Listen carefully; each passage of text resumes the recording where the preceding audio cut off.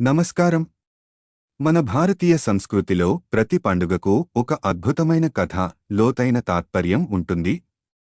అందులో ఒకటి కామదహనం మరియు హోలీ పండుగల వెనుక ఉన్న విశేషమైన పురాణగాథ. ఈరోజు వాటి గురించి తెలుసుకుందాం. పురాణగాథ ప్రకారం దేవతలు తరచుగా శివుని ఆశ్రయం కోరేవారు. ఓసారి తారకాసుర అనే రాక్షసుని సంహరించడానికి శివపార్వతుల కళ్యాణం జరగాలి. కాని శివుడు లోకానికి దూరంగా గాఢమైన తపస్సులో ఉన్నాడు. దేవతలు తమ సమస్యను మన్మధుని వద్దకు వెళ్లి చెప్పగా అతను శివునిపై పుష్పబాణాలను విసిరి ఆయనను కోరికలకు లోను చేయాలని నిర్ణయించుకున్నాడు.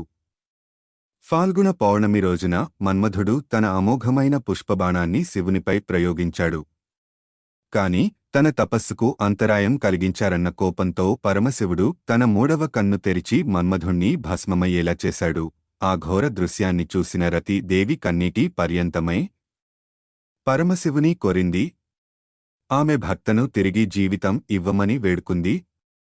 శివుడు అంగీకరించి మన్మధుడు ఇక శరీరరహితంగా ఉంటాడు, కాని రతి నీకు మాత్రమే కనిపిస్తాడు తని వరమిచ్చాడు.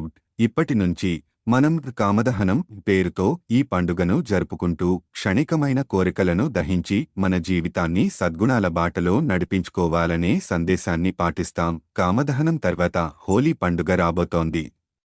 రంగుల పండుగ వెనుక ఉన్న కథ కూడా ఎంతో ఆసక్తికరంగా ఉంటుంది.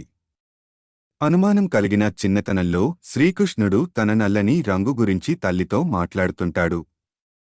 పాలమీగడలాంటి రాధా రంగును చూసి తాను నల్లగా ఎందుకు పుట్టానని యశోదను ప్రశ్నిస్తాడు. అప్పుడు యశోద, నీకిష్టమైన రంగును రాధా మొహానికి పూసేయి అని చెప్పింది. శ్రీకృష్ణుడు రాధపై రంగులు చల్లగా అద్భుతమైన వినోదంగా మారింది. అప్పటినుంచి రంగుల పండుగగా హోలీ జరుపుకోవడం ఆనవాయితీగా మారింది.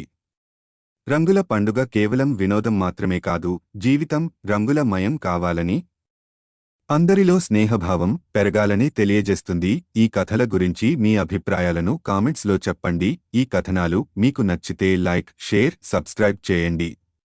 ఇక మళ్ళీ మరో ఆసక్తికరమైన కథతో కలుద్దాం.